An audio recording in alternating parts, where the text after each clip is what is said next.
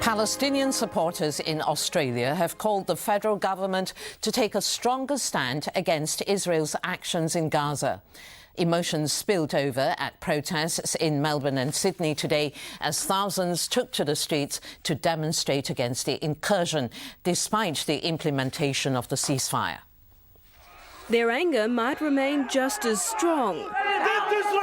But today, Palestinian supporters were given some hope. We're very happy that ceasefire has been called. We're very happy because the killing can stop, but we're still very concerned.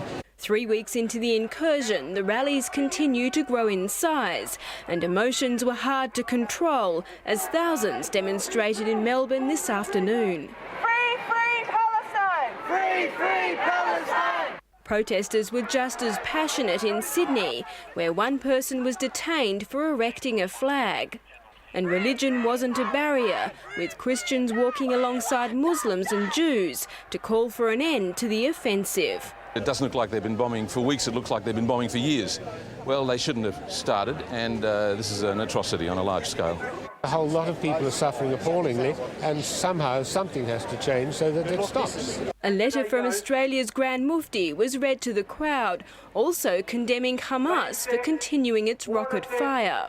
While the protesters are heartened by Israel's decision today, they fear the ceasefire won't last. And they say the troops need to be withdrawn, urging the Australian government to push for an end to the incursion. We need the government to stand up and say, look, stop, enough, lift the siege.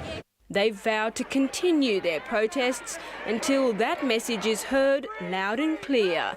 Marion Ives, World News Australia.